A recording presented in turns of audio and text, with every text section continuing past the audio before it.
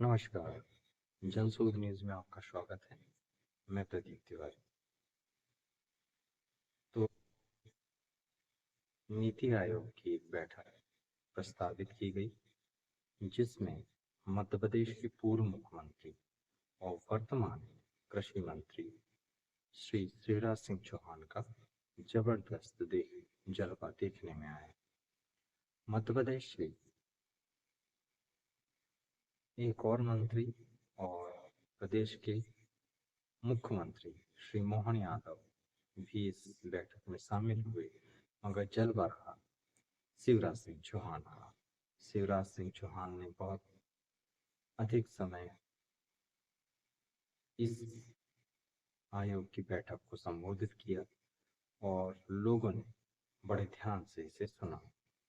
स्वयं प्रधानमंत्री जी ने भी कहते हैं कि इसे बड़े ध्यान से सुना। असल बात मुद्दा यह है कि शिवराज सिंह चौहान को विभिन्न योजनाओं को बनाने और उसे इम्प्लीमेंट करने में महारत माना जाता है। मध्य प्रदेश की लाडली बहना योजना उनके लिए मील का पत्थर साबित हुई है, जिससे कि उन्हें पूरे देश में ख्याति प्राप्त हुई। हालांकि मध्य प्रदेश के मुख्यमंत्री रहते हुए शिवराज सिंह चौहान ने इसके अलावा भी अनेक ऐसी योजनाओं को लागू किया, जिसकी वजह से वे अपनी एक अलग छाप रख सके। मैं नहीं समझता कि जितनी योजनाएं मध्य प्रदेश के मुख्यमंत्री रहते शिवराज सिंह चौहान ने लागू की, उतनी किसी और मुख्यमंत्री ने बनाई हो, चाहे वह भाजपा की ही हो या किसी अन्य दल के। शिवराज सिंह चौहान ने बॉटम लेवल तक योजनाओं के विषय में सोचा और इम्प्लीमेंट करने का प्रयास किया। एक उनकी छोटी सी योजना है, तेंदुपत्ता संग्राहक के लिए वो चरण पादुका और पीने के पानी की बोतल की व्यवस्था करते हैं। ये बहुत बॉटम लेवल की योजना है, जिसे कि सोच पाना ग्राउंड लेवल के नेता की ही बस की बात है। एक्चुअल में जिन लोगों को यह मालूम नहीं है, उनके लिए बताते चले, तेंदुपत्ता मध्य प्रदेश में ग्रामीण आजीविका का एक प्रमुख स्रोत भी है। महुआ भी इसमें शामिल है, मगर तेंदुपत्ता एक प्रमुख रूप से आजीविका का साधन है। तेंदुपत्ता से बीड़ी बनाई जाती है। इसका राष्ट्रीयकरण किया गया है और तेंदुपत्ता को समूह में जाकर ग्रामीण, खासकर आदिवासी, इसे तोड़ते हैं और सरकार का महकमा, वन महकमा, इसकी खरीदी की व्यवस्था करता है। उसके लिए फड़ के माध्यम से इसे खरीदा जाता है, जो फड़ प्राइवेट कंपनी को दिया जाता है या प्राइवेट लोगों को दिया जाता है, जो कि इसका संचालन करते हैं। और इसका सारा कुछ सरकार और वन विभाग की देखरेख में होता है।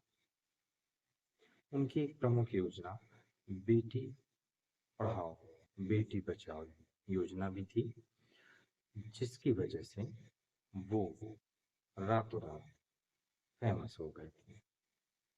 हालांकि लाडली बहना योजना जो उन्होंने विगत चुनाव से पहले लॉन्च की थी, वह भी एक मील का पत्थर साबित हुई थी। इस चुनाव को जीतने में इससे इनकार नहीं किया जा सकता, मगर उसकी चर्चा अब वैसे नहीं थी जैसे शिवराज सिंह चौहान के मध्य प्रदेश के मुख्यमंत्री रहते वो हमेशा किया करते थे। शायद इसमें बजट भी बड़ा प्रमुख रोल अदा करता है, क्योंकि उतना बजट इस योजना में चला जाता है, जिसकी वजह से सरकार को परेशानी का सामना करना पड़ता है। शायद ऐसा हो सकता है। इसके अलावा भी उन्होंने अनेक ऐसी योजनाएं लागू की, चाहे वो किसानों के हित में हो, चाहे मजदूरों के हित में हो, जिसकी वजह से वे मध्य प्रदेश में एक अपनी अलग तरीके की राजनीति, एक अपना अलग तरीके का बना सके। इन सारे अनुभवों का लाभ केंद्र में श्रीमान प्रधानमंत्री श्री नरेंद्र मोदी लेना चाहते हैं। इसलिए देश की प्रमुख कमेटियों में शिवराज सिंह चौहान को नरेंद्र मोदी ने शामिल किया है। इसी में से नीति आयोग की भी कमेटी है, जिसमें इन्हें शामिल किया गया है। नीति आयोग में 4 मंत्रियों को शामिल किया जाता है, जिसमें समझ सकते हैं कि 2 मध्य प्रदेश के। तो मध्य प्रदेश में आप समझ ही सकते हैं कि विगत कुछ दशक में अच्छे काम हुए हैं, जिसका फायदा नरेंद्र मोदी केंद्र में लेना चाहते हैं। इसलिए भी शिवराज सिंह चौहान की महत्ता और उनकी एक कद कहें या उनका एक जलवा कहें, वह केंद्र में बढ़ा हुआ है।